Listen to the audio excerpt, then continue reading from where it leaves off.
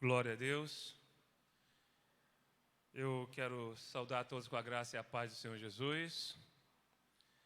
Meus amados irmãos, eu quero então dar continuidade ao nosso estudo, né? Nós estamos fazendo uma sequência de estudos com o tema O Plano da Salvação. Então, eu quero convidá-los para estar abrindo as suas Bíblias no livro de Gênesis, no capítulo 3, tá? Gênesis, no capítulo 3. O texto que nós vamos ler é um texto um pouco longo, tá? Que é do versículo 1 até o versículo 24, mas necessário para nós entendermos. E este texto, esta palavra, como eu havia dito antes, né, que o plano da salvação, numa linguagem figurada, é como se fosse um grande quebra-cabeça. E Deus, então, vem revelando cada parte, cada texto, cada situação, cada passagem da Bíblia Sagrada é como uma peça desse quebra-cabeça. E à medida que nós vamos lendo, vamos estudando e juntando essas peças, a imagem vai se formando e a gente então vai tendo uma noção melhor do que a palavra de Deus tem nos ensinado a respeito da salvação. Desde o Antigo Testamento, lá no início, e aqui estamos no início, Gênesis, o início, Deus vem dando então, revelando como será a salvação da humanidade. E esse texto, ele retrata, ele revela o momento em que o homem cai, a queda do homem. O homem peca e é destituído da glória de Deus. E nesse momento, então, Deus revela para o homem que há um caminho, há o caminho da restauração, há o caminho para a salvação. Então, abra aí a sua Bíblia, Gênesis, capítulo 3, nós vamos ler do verso 1 até o versículo 24, será então o texto do nosso estudo do dia de hoje, né? Nós já vimos nessa sequência de estudo, já estudamos um pouco sobre o livro da vida, tá? O que significa o livro da vida, quem são aqueles que terão seus nomes escritos no livro da vida e aqueles que porventura correm o risco de não ter seus nomes escritos no livro e até mesmo também terem seus nomes riscados do livro da vida. Então, hoje nós vamos falar um pouco mais dentro desse tema, que é o plano da salvação, que Deus vem mostrando, tá? E aqui Deus traz uma das primeiras peças desse quebra-cabeça. E diz assim a palavra do Senhor: Ora, a serpente era a mais astuta que todas as alimarias do campo que o Senhor Deus tinha feito. E esta disse à mulher: É assim que Deus disse, não comerás de toda árvore do jardim? E disse a mulher à serpente: Do fruto das árvores do jardim comeremos, mas do fruto da árvore que está no meio do jardim, disse Deus, não comereis dele, nem nele tocareis, para que não morrais. Então a serpente disse à mulher: Certamente não morrereis, porque Deus sabe que no dia em que dele comerdes, se abrirão os vossos olhos e sereis como Deus, sabendo o bem e o mal. Vendo a mulher que aquela árvore era boa para se comer, agradável aos olhos e árvore desejável para dar entendimento, tomou do seu fruto e comeu, e deu também a seu marido, e ele comeu com ela. Então foram abertos os olhos de ambos e conheceram que estavam nus. E cozeram folhas de figueira e fizeram para si aventais. Ouviram a voz do Senhor Deus, que passeava no jardim pela viração do dia. E escondeu-se Adão e sua mulher da presença do Senhor Deus entre as árvores do jardim. E chamou o Senhor Deus a Adão e disse-lhe: onde estás? E ele disse: ouvi a tua voz soar no jardim e temi, porque estava nu, e escondi-me. E Deus disse: quem te mostrou que estava nu? Comeste tu da árvore que te ordenei que não comesse? Então disse Adão: a mulher que me deste por companheira, ela me deu da árvore e comi. E disse o Senhor Deus à mulher: por que fizeste isso? E disse a mulher: a serpente me enganou e eu comi. Então o Senhor Deus disse à serpente: porquanto fizeste isso, maldita serás mais que todas as bestas e mais que todos os animais do campo. E sobre o teu ventre andarás, e pó comerás todos os dias da tua vida. E porei inimizade entre ti e a mulher, e entre a tua semente e a sua semente. Esta te ferirá a cabeça, e tu lhe ferirás o calcanhar. E a mulher disse: multiplicarei grandemente a tua dor e a tua conceição. Com dor terás filho, e o teu desejo será para o teu marido, e ele te dominará.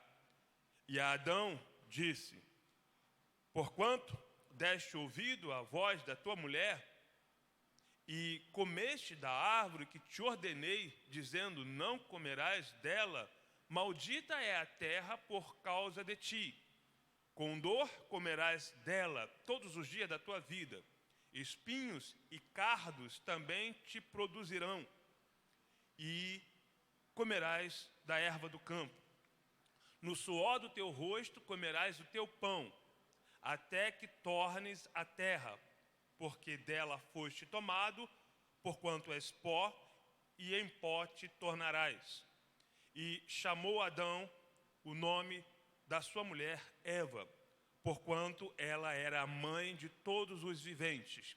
E fez o Senhor Deus a Adão e a sua mulher túnicas de peles e os vestiu.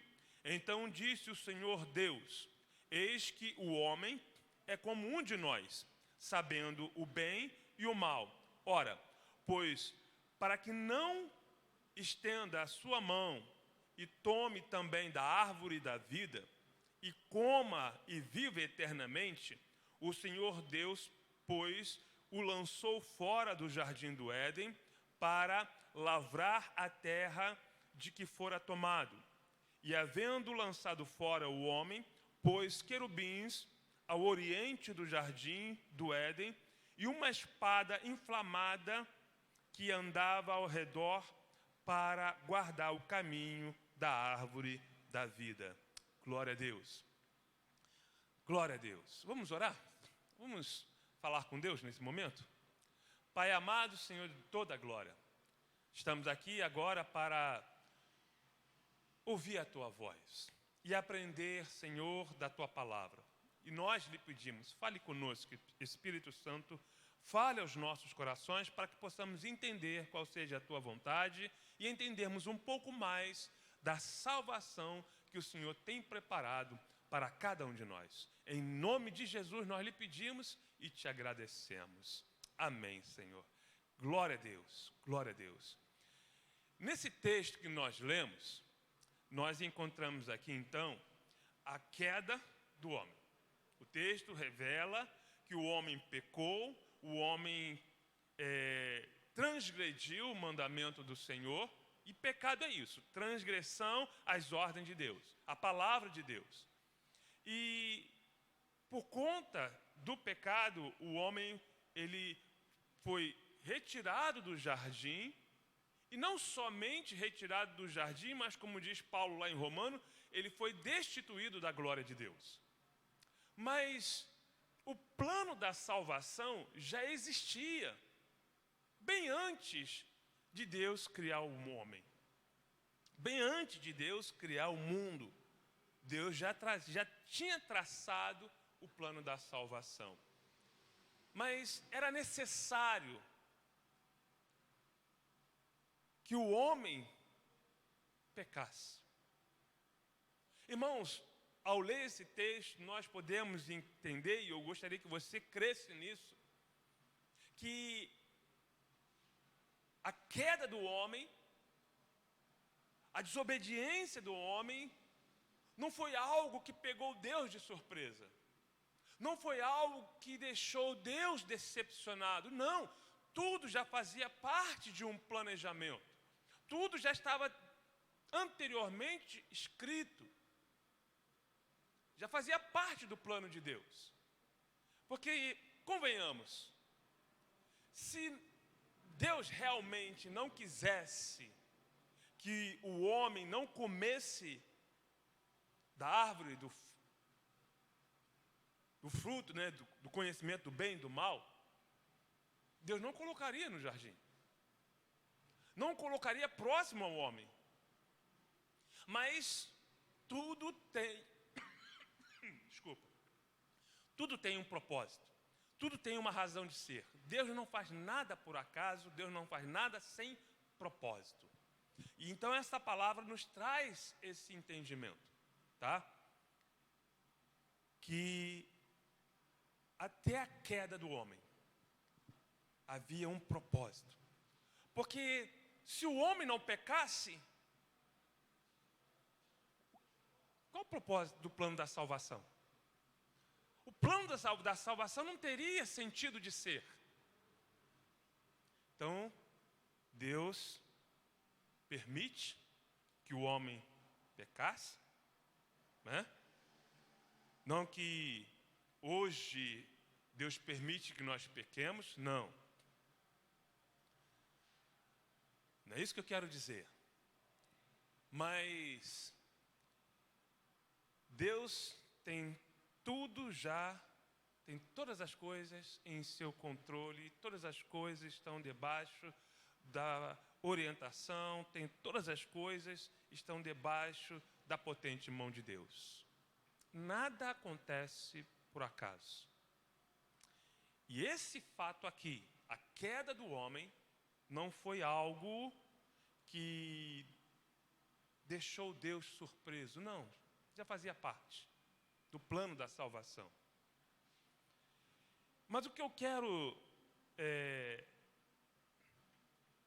trazer aqui para o nosso entendimento a respeito da salvação, do que Deus havia preparado, duas passagens, dois versículos, como que eu posso dizer aqui, dois detalhes nesse texto que me chamam a atenção a respeito dessa salvação já pré-determinada por Deus. Primeiro, a palavra que Deus disse para a serpente, tá? Nesta palavra, Deus estava profetizando a morte de Jesus Cristo para a remissão dos nossos pecados. E diz então, lá no verso 15, tá? No verso 15: e porém inimizade entre ti e a mulher, e entre a tua semente e a sua semente, esta te ferirá a cabeça e tu lhe ferirás o calcanhar. Ou seja, descendente da mulher, nós sabemos que é Jesus Cristo, tá? Que nasceu de uma mulher virgem. Porque o pecado que nós herdamos, o pecado original, esse que nós herdamos, já nascemos debaixo do pecado, ele é passado de pai para filho. Então Jesus foi o único homem a pisar na terra que não herdou o pecado de Adão. Por quê? Porque ele não nasceu da semente do homem. Ele nasceu de uma mulher virgem. Então, por isso ele é tido como a semente da mulher. E a semente do diabo, você sabe muito bem, tá? Que tudo isso faz parte de um plano da salvação, em que Jesus foi ferido nos pés e nas mãos, ou seja, numa linguagem figurada, Jesus foi ferido no seu calcanhar. E Jesus pisou na cabeça da serpente. Então, nós entendemos aqui uma linguagem profética que retrata, que revela o plano da salvação. Mas outro detalhe que quero chamar a atenção nesse texto é a respeito da árvore da vida. E lá no último versículo que nós lemos, versículo 24, e eu quero ler novamente: e havendo lançado fora o homem, fora do jardim, pôs querubins ao oriente do jardim do Éden, e uma espada inflamada que guardava ao redor, que andava ao redor para guardar o caminho da árvore da vida. Enquanto os querubins guardavam o jardim do Éden, a espada guardava o caminho da árvore da vida. E esse detalhe aqui nos revela então algo maravilhoso para mim e para você. Quando Deus fez o jardim, Deus colocou duas árvores importantes no meio do jardim. Duas árvores. A árvore da vida e a árvore do conhecimento do bem e do mal. Né? Lá, virando a página, no capítulo 2, verso 9. Vira a página, capítulo 2 de Gênesis, verso 9, diz assim: e o Senhor Deus fez brotar de toda a árvore agradável à vista e boa para a comida, e a árvore da vida no meio do jardim, e a árvore da ciência do bem e do mal. No entanto, a única árvore que houve restrição para se comer foi a árvore do conhecimento do bem e do mal. Foi a única árvore em que Deus deu uma proibição. A única árvore. Adão e Eva e seus descendentes poderiam comer de todas as árvores que estavam no jardim, de todos os frutos, menos da árvore do conhecimento do bem e do mal. Desta árvore não comereis, disse Deus, porque no dia que comerdes morrereis. E aí então nós podemos concluir então, que a árvore da vida, tanto Adão como Eva e seus descendentes poderiam comer livremente. Porque não havia, e nós não encontramos aqui, e realmente não havia nenhuma restrição com relação à árvore da vida. Mas depois da queda, Deus então deu uma restrição. Depois da queda do homem, depois do pecado, depois do homem ter cometido o pecado, voltando para Gênesis 3, no verso 22, olha só o que nós encontramos, o que nós lemos. Então disse o Senhor Deus: eis que o homem é como um de nós, sabendo o bem e o mal. Ora, pois, para que não estenda a sua mão e tome também da árvore da vida, e a coma e viva eternamente, o Senhor Deus, pois, lançou fora do jardim para lavrar a terra da que fora tomado. Por que, então, agora essa restrição? Antes não tinha nenhuma restrição.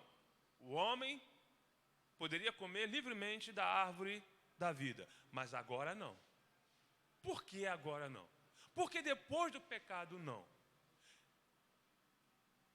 Notemos que Deus falou, no verso 22, para que não coma e viva eternamente. Ou seja, aquele que comesse da árvore da vida teria vida eterna.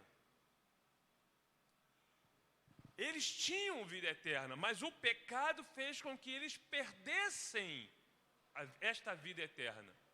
Como Paulo escreve, mais uma vez faço menção, foram destituídos da glória de Deus. Mas aí então Deus colocou uma espada flamejante para guardar o caminho da árvore da vida. Por quê? Qual o propósito desta espada flamejante, inflamada? Qual o propósito disso? O que Deus nos revela por meio desta palavra? Por meio dessa espada. O homem não podia comer mais da árvore da vida. Por quê? Porque o homem estava agora sobre o pecado. O homem agora estava dominado pelo pecado. E a gente percebe isso, que logo no capítulo 4, a gente vê a consequência do pecado. Um irmão matando o outro. Então, para que eles não viessem a comer da árvore da vida e vivessem eternamente na condição de pecado, Deus então coloca uma espada inflamada para guardar o caminho. E aqui nesse versículo 24, principalmente na questão da espada inflamada, a gente encontra o plano da salvação. E é isso que eu quero compartilhar, esse segredo maravilhoso que Deus nos revela através dessa espada que revela o plano da salvação. Notemos que Adão, ele estava dominado pelo pecado. E é interessante que, geralmente, o pecador, quando ele não assume o seu pecado, o que ele faz? Ele acusa outras pessoas. Não foi assim que Adão fez? Quando Deus perguntou a Adão, por que comeste? O que Adão disse no verso 12? A mulher que tu me deste por companheira, ela me deu da árvore e comi. Ou seja, a culpa foi dela. Foi o Senhor que me deu, de uma certa forma até culpando Deus. Geralmente o homem, e aqui Adão, não estava pronto para comer desse fruto, do fruto da árvore da vida e ter a vida eterna. E para que ele pudesse alcançar a salvação, e isso vale para mim, para você, para todos nós temos que percorrer o caminho e dar de cara com a espada inflamada. Acho isso lindo. Porque qual o propósito? Qual o significado da espada? Qual o significado da espada inflamada? Né? Vamos ler o que a palavra de Deus nos traz como significado da espada. Algumas passagens bíblicas nos revelam que espada tem um significado simbólico da palavra de Deus, tá?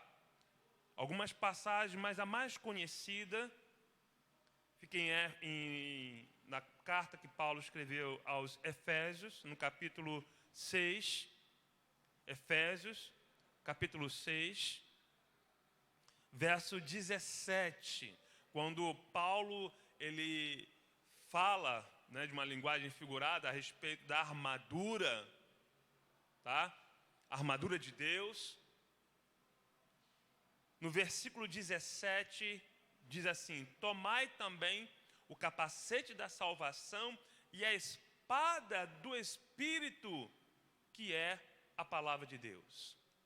A espada do Espírito, que é a palavra de Deus. Então, espada, em algumas passagens, traz esse simbolismo, a palavra de Deus. No capítulo 1 também de Apocalipse, quando descreve Jesus ali, revestido de glória, fala de uma espada que sai da sua boca. Ou seja, não é uma espada literal, mas é a palavra que sai da boca de Jesus, assim como uma espada afiada. Então, espada tem o significado da palavra de Deus. Mas lá no jardim, a espada era inflamada. Uma espada era inflamada, ou seja, uma espada revestida de fogo. E qual o simbolismo do fogo? O fogo serve para nos purificar, não é? Assim como a prata e o ouro é purificado no fogo, nós também somos purificados no fogo. Então a palavra de Deus, como uma espada inflamada, ela nos purifica de todos os nossos pecados. Esse é o efeito da palavra de Deus em mim e em você.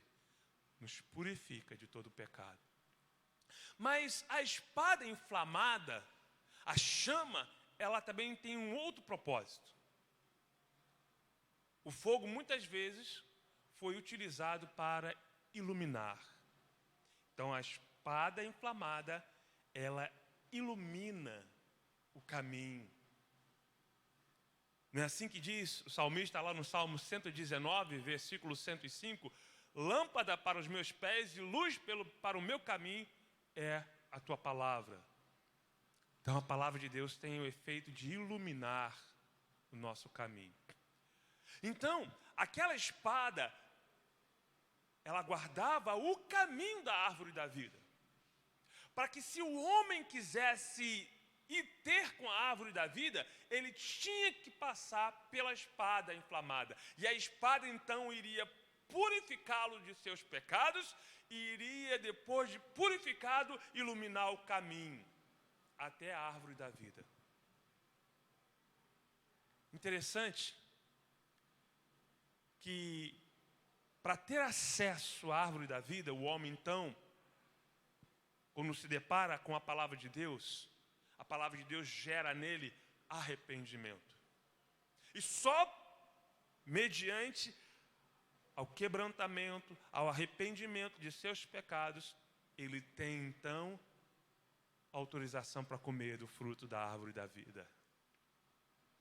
Por isso, quando Jesus veio e iniciou seu ministério, ele iniciou com a seguinte palavra: arrependei-vos, porque vos é chegado o reino dos céus. Então, mediante ao arrependimento, nós temos acesso à árvore da vida. E quem é a árvore da vida? Qual o simbolismo da árvore da vida?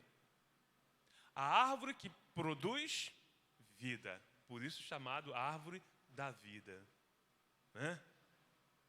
Em outra mensagem eu falava sobre isso, sobre a árvore da vida. Eu fiz até um trocadilho de palavras, que a árvore da laranja é a laranjeira, a árvore da banana é a bananeira, e a árvore da vida, a videira. Quem é a videira verdadeira? Jesus, porque Ele nos dá a vida e a vida eterna. Somente Jesus nos dá vida eterna. E quando nós nos alimentamos de Jesus, nós nos alimentamos da árvore da vida, porque somente por Jesus temos a vida eterna. Interessante que a espada inflamada guardava o caminho. E é a palavra de Deus que guarda o caminho. Para nós andarmos neste caminho, somente pela palavra de Deus. E Jesus é o caminho. Ele é o caminho, Ele é a verdade, Ele é a vida. E o caminho que leva a Deus é Jesus. Então, aqui Deus está mostrando para mim e para você que o caminho que conduz à árvore da vida, ele é guardado pela espada inflamada. E essa espada inflamada, ela tem poder de nos purificar, de gerar em nós quebrantamento, arrependimento, e só então temos autorização, privilégio de podermos nos alimentarmos da árvore da vida. E quando nos alimentamos da árvore da vida, temos vida eterna. Somente por meio do arrependimento dos pecados, somente com o coração quebrantado, contrito, o Senhor nos permite nos alimentarmos da árvore da vida e termos a vida eterna. E eu gostaria então de orar nesse momento, de orar, de clamar ao Senhor, para que Deus possa iluminar teu coração, para que a palavra de Deus possa fazer arder teu coração, como aquela espada inflamada, e como aquela espada que iluminava, porque a chama tem esse poder de iluminar, para aquele que trilha o caminho que dá para a árvore da vida. Então, vamos orar. Eu gostaria que você orasse, eu creio que você entendeu, tá? Espero que você tenha entendido o sentido, essa revelação maravilhosa que a palavra de Deus nos traz, né? E eu quero compartilhar contigo, tá? Quero orar contigo, para que você possa entender que somente por meio do quebrantamento, somente por meio do arrependimento, nós temos acesso à árvore da vida, que é Jesus Cristo, o nosso Deus. Então ore comigo. Pai amado, Senhor de toda a glória, muito obrigado, Senhor, por esta palavra que faz arder nossos corações. Obrigado, Senhor, por este momento precioso de estudo da Tua palavra. Muito obrigado, Senhor, porque o Senhor nos revela esses tesouros maravilhosos da Tua palavra, para que possamos compreender o plano da salvação pelo qual o Senhor nos salvou e ainda deseja salvar muitas vidas. Continue a falar conosco e que esta palavra possa estar guardada em nossos corações. Que assim seja. Em nome de Jesus nós oramos. Amém, Senhor. Amém, Jesus. Então, no próximo estudo, nós vamos estudar um pouco sobre a Arca de Noé, né? Onde Deus também revela o plano da salvação. É mais um quebra-cabeça do plano da salvação na Arca de Noé, tá? Em meio ao dilúvio, a Arca de Noé nos traz essa revelação, ou seja, mais um quebra-cabeça do plano da salvação. Então, te aguardo lá. Amém? Fica com Deus. Deus te abençoe. Amém. Amém.